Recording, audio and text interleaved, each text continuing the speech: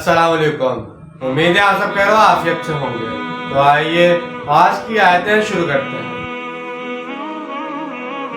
बिस्मिल्लाहिर्रहमानिर्रहीम। वइस्तअज़्ज़ना रब्बुका लियब्लअसन्ना अलैहिम इला यौमिल क़ियामह मन यसूमुहुम सूअल अज़ाब इन्ना रब्बका लसारिउल इक़ाब व इन्नहु लगफ़ूरुर रहीम। शुरू अल्लाह के नाम से जो बड़ा मेहरबान नहायत रहम करने वाला है। और याद करो जब आप अलैहिस्सलाम के रब ने यह ऐलान कर दिया कि वो लाज़िमन मुसल्लत करता रहेगा इन पर क़यामत के दिन तक ऐसे लोगों को जो इन्हें बदतरीन अज़ाब में मुब्तला करते रहेंगे। यकीनन आपका रब सज़ा देने में बहुत जल्दी करता है और यकीनन वो गफ़ूर भी है और रहीम भी। अल्लाह ताला की एक शान तो ये है कि वो अज़ीज़ुल गफ़ूर और सरीउल इक़ाब है, और इसकी दूसरी शान ये है कि वो गफ़ूर रहीम है। अब इसका दार और मिदार इंसान के तर्ज अमल पर है कि वो अपने आप को इसकी किस शान का मुस्तहिक बनाते हैं। इस आयत में यहूद के बारे में अल्लाह ताला के जिस कानून और फैसले का जिक्र हुआ है वो बनी इसराइल की पूरी तारीख की सूरत में हमारी निगाहों के सामने है। वक़त्तअनाहुम फिल अर्दि उममा मिनहुम अस्सालिहून व मिनहुम दून ज़ालिक वबलवनाहुम बिल हसनति वस्सय्यिआति लअल्लहुम यरजिऊन।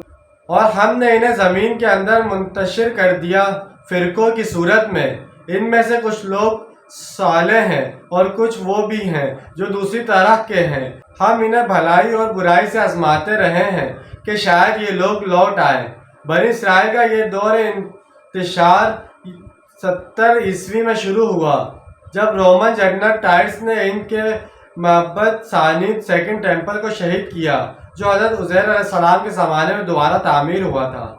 टाइटस के हुक्म से यरूशलेम में 1,33,000 यहूदियों को एक दिन में कत्ल किया गया और बच जाने वालों को फ़लस्तीन से निकाल बाहर किया गया।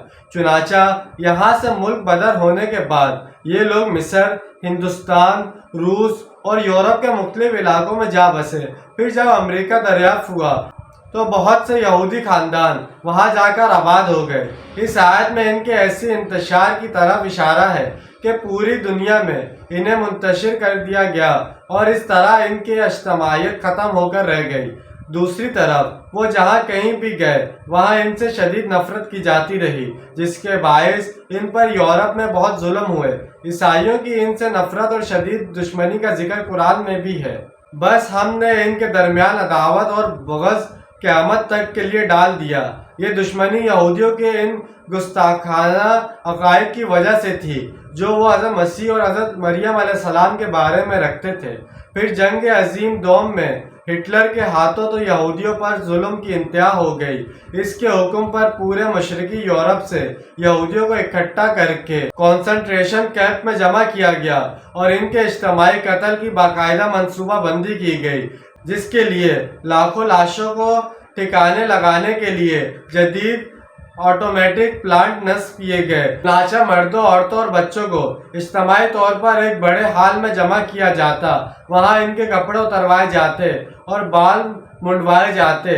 बाद में इनके बालों से कालीन तैयार किए गए जो नाजियों ने अपने दफ्तरों में बिछाए, और फिर इन्हें वहाँ से बड़े बड़े गैस चैम्बर ज़मीन दाखिल कर दिया जाता है। वहाँ मरने के बाद मशीनों के ज़रिए से लाशों का चूरा किया जाता और फिर खास किस्म की केमिकल्स की मदद से इंसानी गोश्त को एक स्याह रंग के स्याह मादे में तब्दील करके खेतों में बतौर खाद इस्तेमाल किया जाता। ये सब कुछ 20वीं सदी में आज के इस महज़ब दौर में हुआ। तो जैसे कि आगे में 2 आयतों का तर्जुमा और तफसील बयान की, तो इंशाअल्लाह आज की वीडियो आपको समझ में आई होगी, पसंद आई होगी। मिलते हैं अगली वीडियो। अपना ढेर सारा ख्याल रखिएगा, अपने ज़्यादा दूसरों का ख्याल रखिएगा। जब तक के लिए अल्लाह हाफ़िज़, फ़ी अमान अल्लाह।